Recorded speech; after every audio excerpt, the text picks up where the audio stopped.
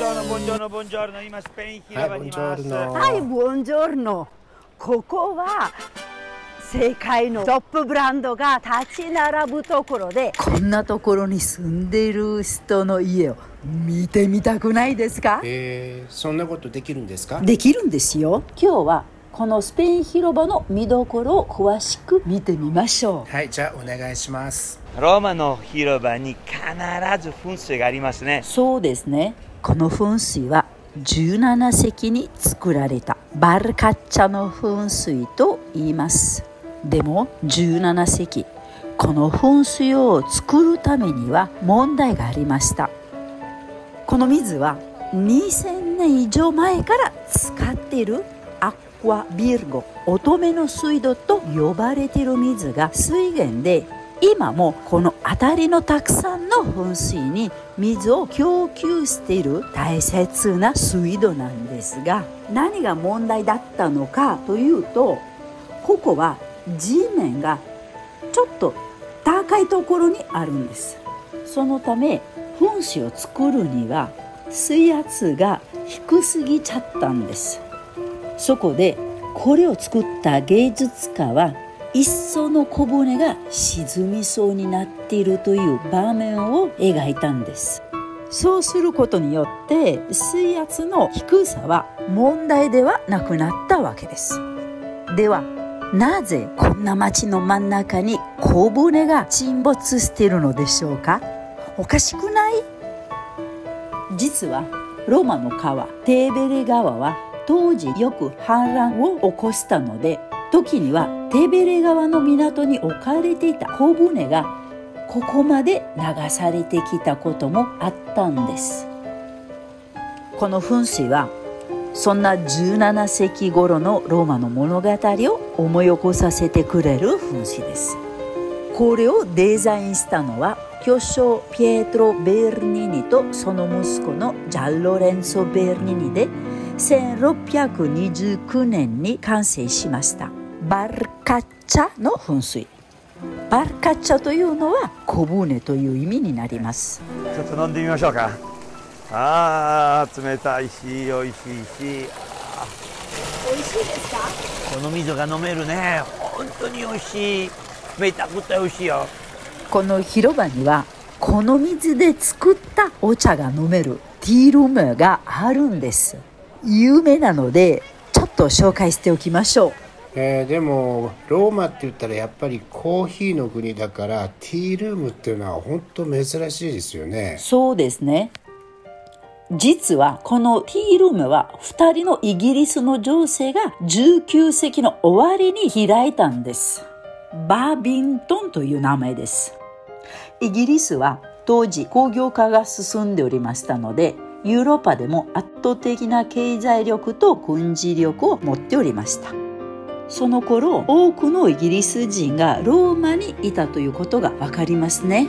でも第二次世界大戦の時とかはイタリアはファシスト政権だったわけだから、イギリスと戦ってた方でしたよね。その時とかはどうなってたんですか？その戦争中も閉まることなく営業を続けておりました。英語で書かれた大理石の看板がちゃんと出されていたそうです。それで、このバルカッチャの噴水の水で、この紅茶を作ってたってこと？そうです。このバルカッチャの噴水の水に合うお茶のブレンドをロンドンで作らせました。それだったらバルカッチャっていうお茶もあったりなんかして、それはないと思いますが。ないね。じゃあちょっとメニュー見せてもらいましょうか。はい。それでこのロゴを見ました？ここに猫のロゴがあるでしょ。これは昔スペイン広場に住んでいた猫で、昼間はこのティールームのクッションに寝ていたので、バービントンのウェイトレスたちが飼っていた猫です。ハッピーな猫だったね。はい、それからメニューの方も、見てみますと、紅茶のホットスコーンがついている、セットで32ユーロですね。それから紅茶の単品で頼みましても、ミスバービントンズという紅茶が13ユーロとなっておりますので、高いけどでもね結構いいよ。なんかシャンパングラス1杯23ユーロです。まあエレガントなお値段ですね。ルーディ、この建物はもともと何でしたか知ってますか？図書館かな。有名人の泊まったところ。実は馬小屋でした。馬小屋。ここにこのエレガントな広めができる前の18世紀にここには馬小屋がありました。それは隣の宮殿に隣接した馬小屋でした。当時はまだ今のようなこの素敵な階段もありませんでした。この上はピンチョの丘でフランス人のための教会が建っていましたが、これじゃあ当時のおしゃれな貴婦人たちには大変でしたよね。それで18世紀にこの劇場のセットのようなエレガントな階段が作られました。これだったら女優になった気分で降りてこれるでしょう。実際にこの階段はファッションショーが行われたり数々の映画の舞台にもなっているんです。特に有名なのはローマの休日。Well, it's you. Yes, Mr. Bradley. So that was your mysterious appointment. Mr. Bradley, I have a confession. さてここにこの階段が作られるといよいよここは文字通りローマの表舞台となります。いろんな著名人が家を持つようになるんですが、例えばここにある宮殿の3階にはイギリス人の有名な詩人ジョン・キーツの家がありました。でもなぜイギリス人の詩人がこのローマに住んでいたのでしょうか？実は彼は不治の病に悩まされていたんです。結核だったんですが体調が悪化してロンドンのドクターからローマに住むことを勧められました。理由はローマの方が気候が暖かかったからです。彼がこの家に着いたのは1820年の11月の中旬でしたが、その甲斐もなく翌年の2月に彼はこの家で25歳の若さで亡くなりました。そして彼の遺体はローマのイギリス墓地に埋葬されます。その墓石には彼の遺言により、その名を見ずに書かれし者ここに眠ると彫られており、ジョン・キーツの名前も死んだ日も記されておりません。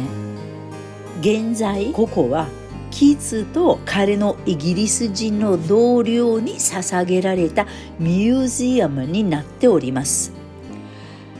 ミュージアムの係の話なんですが、誰もいない部屋に足音が聞こえたり、朝この家を開けると夜中に誰かが物を動かした痕跡があったりするんだそうです。怖いですね。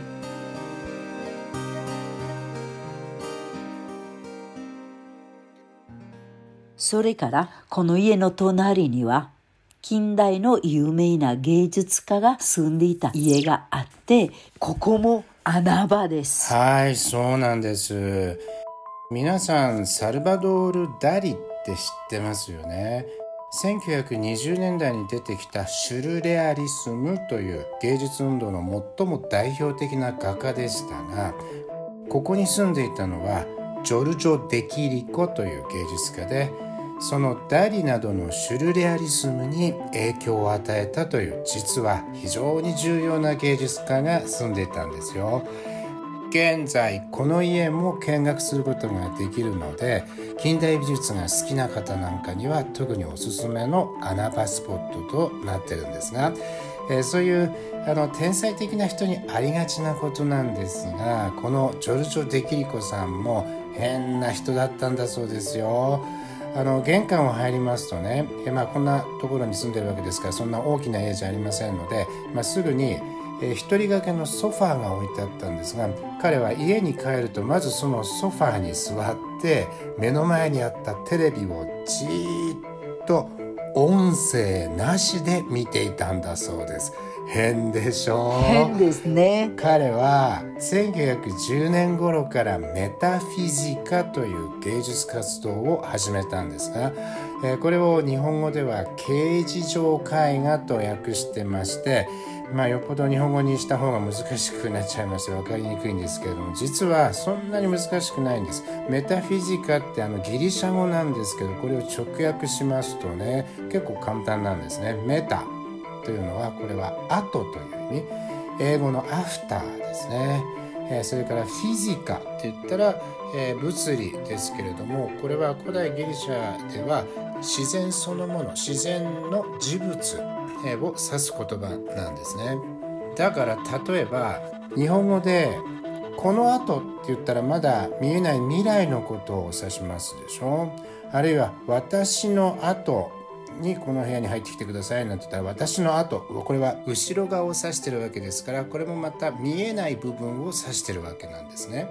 つまり私たちが実際に見てると思っていること以上の見えない真実を感知させようとする絵画なんです。この家の中にはそういった彼の作品や彼が実際に使った画材なんかも見られますのでね、興味のある方はぜひ立ち寄ってみてください。はい、ここは部屋が狭いので予約が必要です。でもなぜイタリアにスペイン広場があるのでしょうか。これは多くの方がご存知かと思いますが、ここにスペインの大使館があるからなんです。この建物は17世紀のバロック様式の宮殿で、1647年以来スペイン大使館となっております。中には入れませんが、バロックの巨匠ベルニの彫刻作品で地獄に落ちた魂などが置かれています。大好きな彫刻です。17世紀というと、スペイン帝国はまだその黄金期で、アメリカ大陸に大きな領土を持っていましたし、イタリア半島の南半分もスペインの土地下でした。そしてここローマは教皇領となっておりました。